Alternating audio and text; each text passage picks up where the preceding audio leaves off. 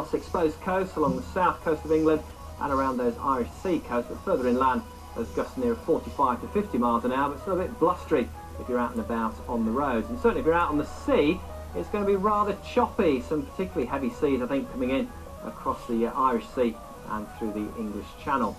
Now, we've seen rain pushing in. We're going to see more rain to come, I think, throughout the course of the day. It really is going to turn quite heavy eventually, so threatening the racing at Sedgefield. There is an inspection here during the morning. It's already rather soggy, but Wolverhampton and Fontwell at the moment going ahead, but here too we're going to see some rain spreading across during the day.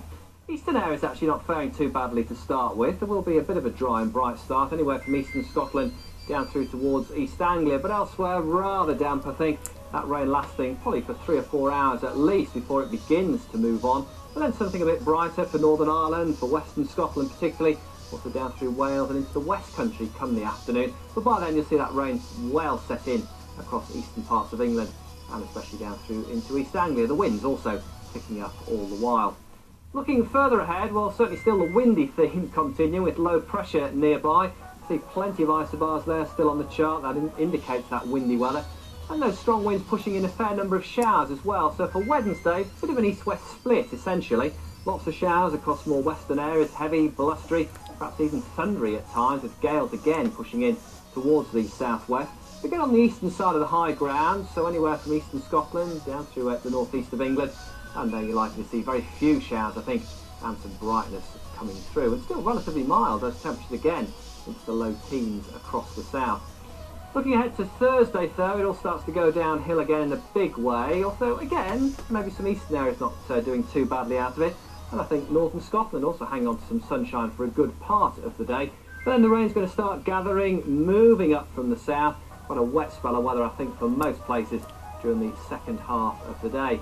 And there's the reason, yet another area of low pressure beginning to move in from the southwest. Going to get really wound up, actually, and potentially it could even bring some severe gales to some more southern and western parts of the British Isles. It'll certainly bring that heavy rain, so the unsettled theme set to continue. Unsettled too, right the way through to the weekend.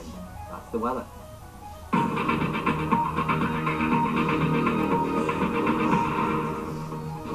With the prospect of a general election next year, new legislation could affect how you vote. Will hunting with dogs be banned outright? Will the Lords want to pass fines for disorderly behaviour? And will there be enough time to debate cloning of humans? The twists and turns of a bill through Parliament all starts at the Queen's speech. Live coverage of the state opening of Parliament on BBC Radio, Television and BBC News online on Wednesday morning. From 1 minute to the next, anything can happen.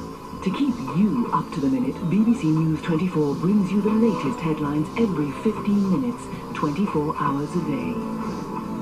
Continuous news coverage as it happens on BBC News 24.